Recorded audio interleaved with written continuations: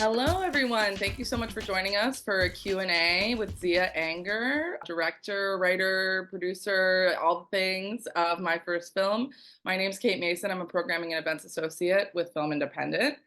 Zia, thank you so much for being here. Thank you for having me. Hi to Film Independent, and I hope you enjoyed the screening. Definitely. I'm sure people did. I know I did. I know a little bit about the genesis of this project, and obviously people who watch the film now kind of know a little bit as well. But I'd love to hear you tell people who might not know about the performance to film aspect of it. Sure. Yeah. Obviously from 2010 to 2012, I made my first film, and it didn't play at any festivals, and that haunted me for an incredibly long time. And I got at some point very angry, and I tweeted about it. And a friend of mine um, said, "Hey, why don't you come present this film that nobody's ever seen that you're angrily tweeting about?" That has been considered abandoned online. And so I went and did a one-off presentation of it where I played the film, and on one side of the screen the film was playing. On the other side of the screen, I was typing kind of the narration behind what had happened, and also other work like a video of my mom and my Instagram videos, kind of everything that I felt like in my life had been abandoned artistically. And it felt like something like inspiring was happening. Like I was crying, the audience was laughing, and at the end I knew that I had something, and I called up my friend Riel Rock Dector at Memory and said, "I have something, but it's a performance and it needs to be developed and I need your help." And so Memory helped me develop this performance, and I did some artist residencies, which also helped me. And I began to tour it around to theaters nationally and internationally. And it, was basically a very, very, I would say, like simplified version of what you just saw, which is me telling the story of making my first film and kind of all the other things in my life that I had abandoned or let die.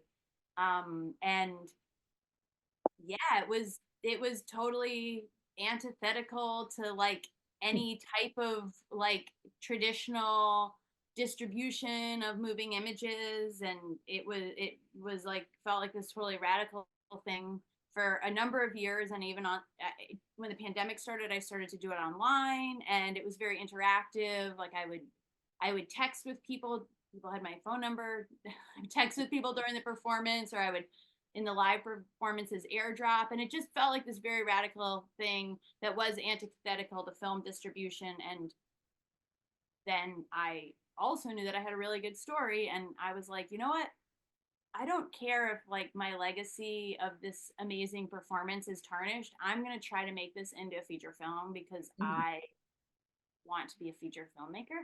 It's like that's always been the goal. And I spent 2 years developing the script and kind of a year and a half bringing it out, pitching it, and then ultimately we partnered with Mubi and made and shot the film in 2022. And yeah, the rest, is what you see. Yeah, I'm curious what it's been like to be in the process now of showing it to people, because it's such a different thing to be performing and having this interactive experience about the first film you made, versus that this thing where you kind of like make a project that sits on its own and doesn't actually need you there, and the audience can experience it without you in person. Absolutely. I mean, I really, as a director, as a performance artist, as a writer, love feedback. I'm like the type of person that just like, I like good feedback. I like bad feedback. I like people that tell me this shouldn't be a film. I like the people that say that performance was the worst thing I've ever seen.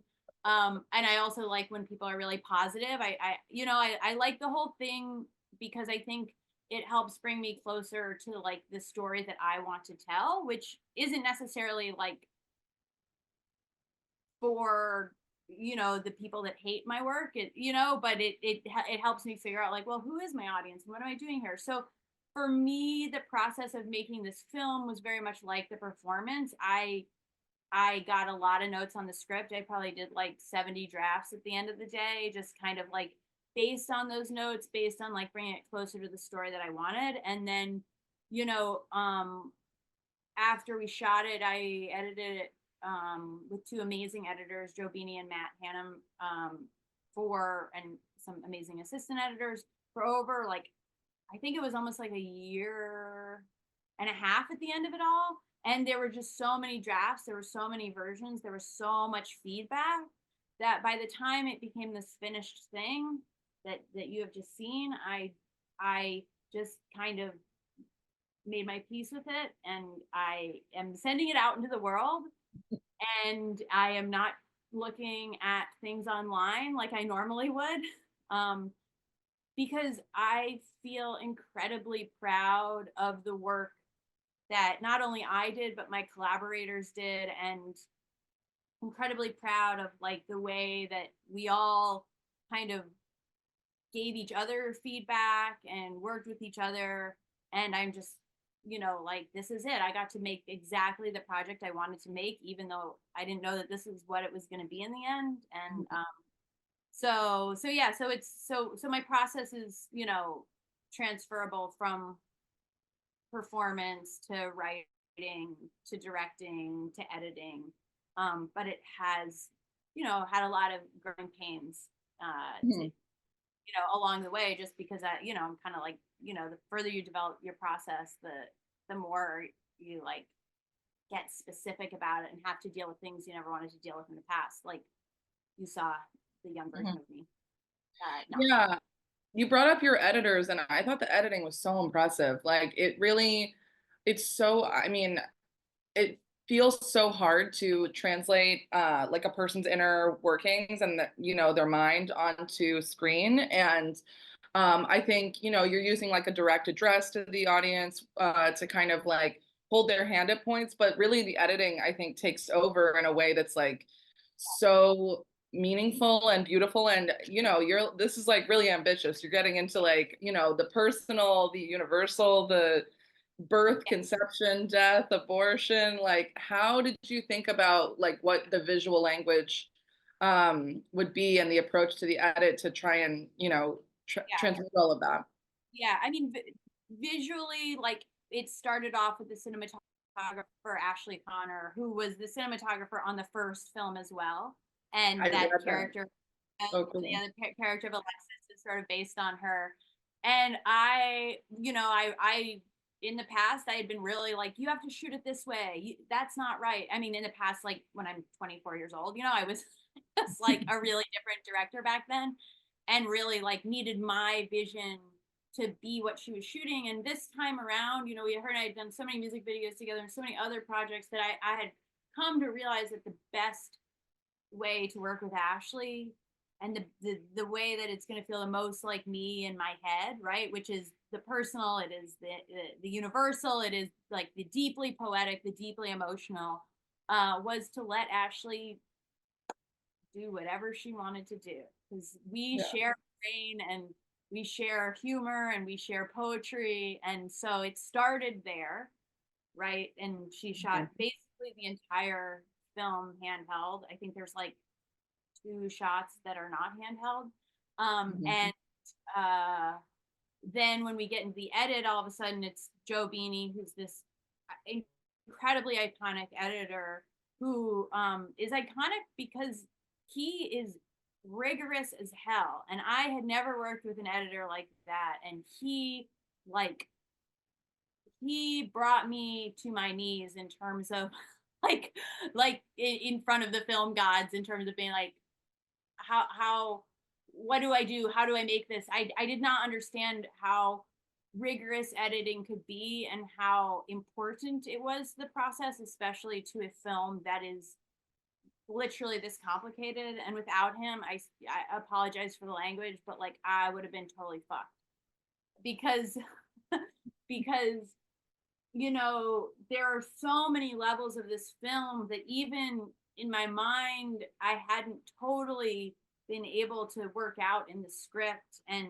even in shooting it, Ashley and I had kind of understood what the levels were, but we still didn't totally understand how to go from level to level. And um Joe just immediately began to craft together this language that we together decided was a language that throughout the film was going to build on itself, and we were going to teach the audience how to speak it, right?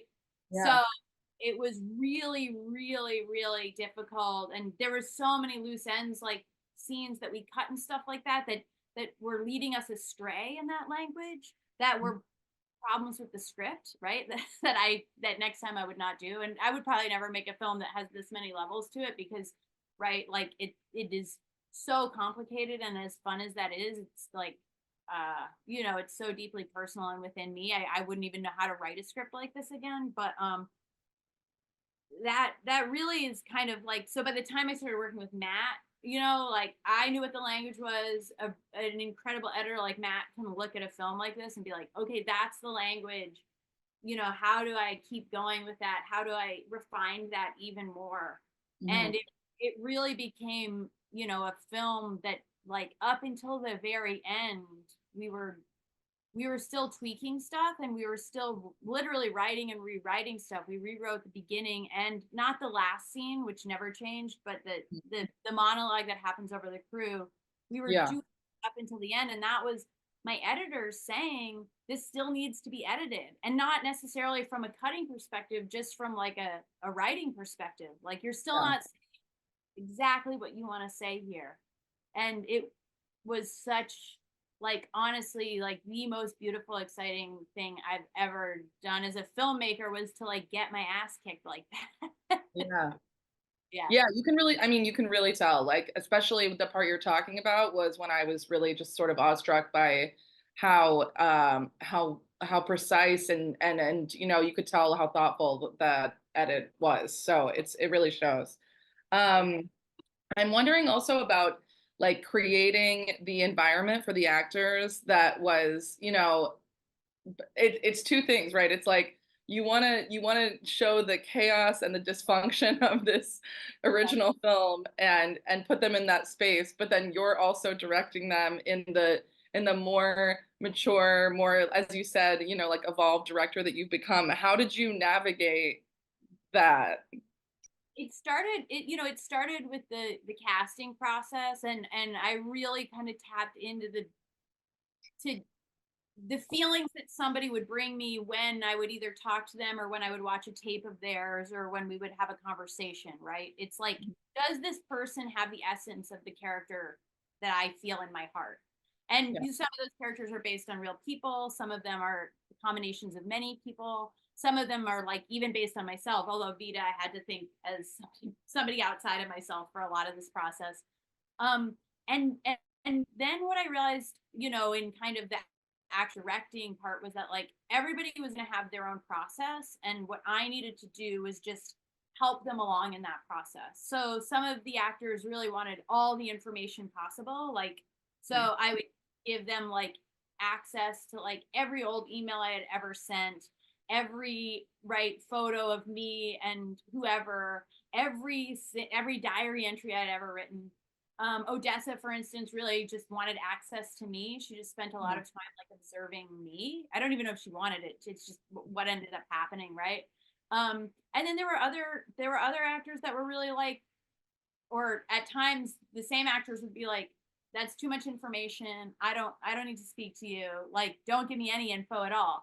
Yeah. And as we were, like for me, it felt like as we were on set, things really just evolved in this really exciting way, where like the whole film crew that's in the movie, most of them, it was their first films. Mhm. And so that excitement that I wanted them to have was already there. And like all I really needed to do was help them with, certain elements of blocking and understanding where the camera would be and how to move around the camera. And Ashley obviously helped a lot with that too, because she's amazing. She's an amazing collaborator when it comes to blocking actors. And other things would just be, like I remember the moment where Phil Ettinger, who plays Dustin, was in the woods, and they're kind of having their moment where they break up, and he said, this doesn't feel good at all. Like, from an acting perspective, this doesn't feel good at all. And I said, I don't think it's supposed to. And then and I didn't give him any more information than that, right? Like, Mhm. and Yeah. that is probably one of the most heartbreaking for me scenes in the movie, but also one of the scenes in the movie where people like just crack up because it is so unbelievably awkward. Like it feels so real. There are other moments where I just, like working with my dad, he is a trained actor and like an undiscovered actor. And a lot of it was just convincing him, or not even convincing him, but making him as comfortable as possible in this scenario where it all became familiar. Like Odessa Mhm. as Vita became me, and Devin as Dina became the Dina that he knew, and he just really, like after a while, like loosened up and just like really, really let it go. So Mhm. I just, really, really tried to help people with their process and Mhm. make people as comfortable as possible, and had absolutely no agenda from my own perspective besides making sure I felt it in my heart, right? Like making sure wherever we got with it that day was like, yeah, that's the feeling that I'm going for. Like that's it. Um Yeah. Yeah, absolutely. I mean, I love that. I think that's really great. A great way to look at making something that people don't always talk about is sort of like that like heart resonance feeling. Yeah, that's great. I wonder, there's this mantra kind of going through the film that's like, this is a true story, accept. Why was it important for you to like keep saying that, or what was the driving force behind feeling that over and over right. again? Yeah, I mean that had to do with the language of the film. It was kind of something that I had developed during the performance, which is right, like you kind of set up whatever the thing everyone's supposed to believe in, and then you slowly break it down. And I liked it. I always called it like the chorus, right? Like this is the chorus, but each time, like my favorite songs always have a chorus, but it like morphs a little bit each time. And that I think that it was just kind of like this musical thing almost for me, where like I never learn the chorus the first time I hear it. I learn it by the third or fourth time. So like if we continue to kind of like build up what this is but change it each time, right? That like is going to help the audience again with the language of the film, which is right, like there's so many details that you do need to hear it a couple times, and you do need to see it as it unravels rather than just tell it to them once and then let it go. Mhm. Because audiences are incredibly smart. Like they can get it completely, but like what they want, I think, is to be challenged, to be moved, to be reminded, all of these different things that are not about like hitting them over the head with anything as much as it's about being like, take my hand, like let's go on this together. This is going to become your story to your story too, basically, like your story to Mhm. understand as well. Yeah, I mean, it's interesting, like this thing of you saying that you love feedback, I think is like your superpower because a lot of people, I think, would watch this and think, like, oh my God, to revisit something that I made when I was younger, that, like I'm maybe not happy with some of the choices I made, or maybe embarrassed about some things, regretful, like, I mean, what you say in the film. But I don't know. Do you feel like that's always come naturally, or did you have to really like work to get to a place where you were comfortable with revisiting all of this through the performance, probably?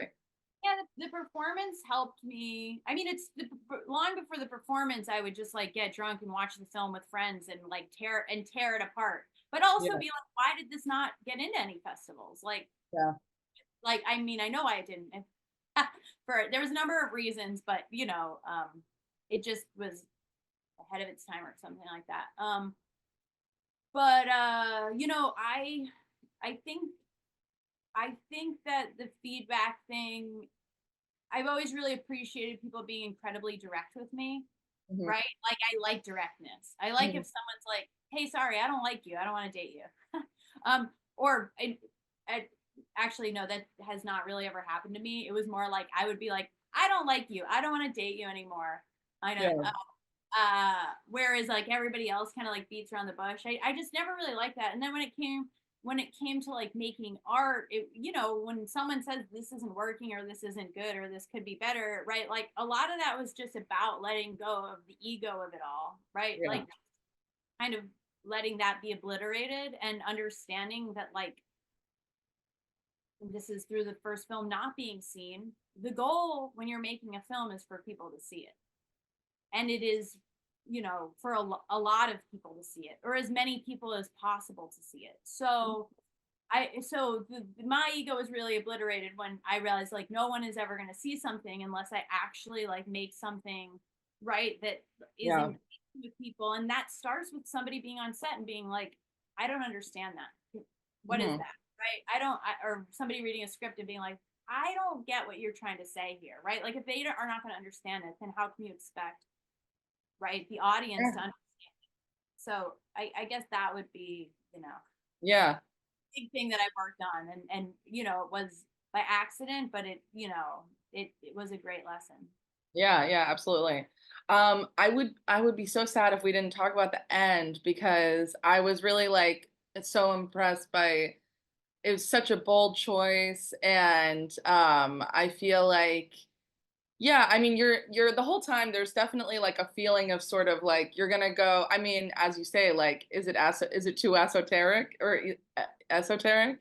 And I think, I mean, I can imagine that you telling someone that there's going to be a mimed abortion might be like they might be like, I don't know about that choice. But I really loved it, and I just wondered, yeah, like, if you could talk about the idea, where it came from, like, why it was so important to you, and yeah. So my thought, my personal like goal when I set out to make the film, when I the second this film, not the first one, Mhm. was to fall back in love with making movies. I didn't really know if that was possible. I was so like jaded to the whole thing and jaded to moving images and kind of it that I didn't really know, I didn't really know what was going to happen, but I knew that I had to try to fall in love. Like I had to go there. And so a really big thing was like, well, maybe a part of the language throughout making this movie, which is different from the performance, is that the filmmaker who is deeply embedded in this movie, like my arc is falling in love, right? That is my arc. That is my personal arc. And so that scene came to me because that chorus that we were talking about was always there. And it was like the thing that I didn't ever get to say. I didn't ever get to talk about the abortions. I didn't ever get to talk about my parents, right? And also all this joyful stuff that I come from, like mime, performance art, like these queer communes, right? Even the joyful Instagram videos at the beginning, right? Like I didn't have that anymore. And so the scene kind of came to me, I don't know, kind of early on in writing the script, and I wrote it. There had been a different ending for a while, just like as a placeholder, and then I wrote it out, and I remember the day that I wrote it out and read it back to myself, I like started crying. And I was like, I think Oh, this is something, right? It's like touching yeah. that thing. And then I read it, and then I read it with my co-writer, Blake Feldman, and I cried again. And I was like, okay, this is something. Mhm. And so we shot the film basically in order. So that's like almost the last, if not the last thing that we shot. And at that point, I had fully fallen in love with making films again. And like everybody around me, like it had been like the dreamiest shoot ever. Like Odessa's goal also was like, she wants everyone to fall in love. Like that's the best set that she's ever been on, is when everyone's just like falling in love with each other. So we're filming that scene, and at that point like the miming of it, the blocking of it, I had given that to the choreographer Monica Mirable. Like we had done the research together, we had talked through it, but in terms of the shooting schedule, I did not have time to choreograph that. So Yeah. Monica had gone away and choreographed it, right, like with with Joanna, who plays the nurse, Mhm. and the doctor, and they had gone away and they had done the whole thing. And who's oh, the doctor is Sarah Mickelson, by the way, who's an amazing performance artist. And they had gone away, and they came back, and we get in there, and Ashley's got the camera on her shoulder, and we just start shooting because that's the amount of time we have, and they start to do it. And I just am watching the screen like I've never seen this before, and I feel a hand on my shoulder, and I look over, and it's somebody from the crew, like, what? And meanwhile, I've realized that I've grabbed somebody on the other side of me because I cannot believe like what I am seeing, because it just was like this scene that was total, like it was like the embodiment of like making something and making exactly what you wanted to make after all these years of not getting to do that. Right, and everything that I had been through, but everybody in the on the crew that resonated with too, having to make shit you don't want to make. Right, like um and so I just like it really again was similar to crying, like this feeling of excitement, like, oh my God, I can't believe we're making this. I can't believe we're making this. And then when Joe Beanie edited it the first time, and he only edited it once, there was only one pass of it ever. I walk into the room, right? I wasn't sitting there when he edited I walk into the room, and he's about to show it to me, and he's like, I just have to tell you that like as an editor who's been working for however many years, like you don't see scenes like this often. He's like, I can count on one hand the amount of times I've gotten to edit a scene like this, where you are Mhm. just, you as an editor are just intuitively led through it by everything, by the actors, by the camera movements, by all of that. And Mhm. I watched it and I was like, yeah, this is beyond my wildest belief in terms of what I could ever make. And for me, that felt like a really, really wonderful moment as an artist and who had these personal goals, but also as somebody who was thinking about the narrative of this film and this kind of transcendence that Zia gets to have as a character in the movie, this transcendence that Vita gets to have as a character in the movie, this like possible transcendence that the audience watching the movie gets to have, which is just getting to see somebody create from like pure love and joy and all of this stuff that most things are not made from. Yeah, I mean, I really think it transmits something like performative and visual that is very hard to put into words, and that's, I mean, that's the goal, right? Like that's why it's not a book, it's a movie. So Right, yeah, exactly. yeah, so I'm so impressed Yeah, with that. thank you. Yeah, it felt, it did feel, I'm really happy that, you know, it affected you like that, because Mhm. that was the hope, but you never know going into it, right? Like if that's actually what's going to happen. Yeah, yeah, absolutely. Well, sadly, we have to wrap up, but can you tell me and whoever is watching in the future where they can tell people to go see the movie and when and all of that good stuff? So the movie is streaming on Mubi Mhm. starting on September 6th, and it will be streaming worldwide. And there's, if you have a chance to see it in the theater, I know there's sporadic screenings here and there, which yeah, see it big, see it small, see it with people you love. Thank you so much. Absolutely. Yeah, Yeah. thank you. And thank you to our partners, Mubi, Golden Globe Foundation, KCRW. And yeah, please keep checking out films with us at Film Independent.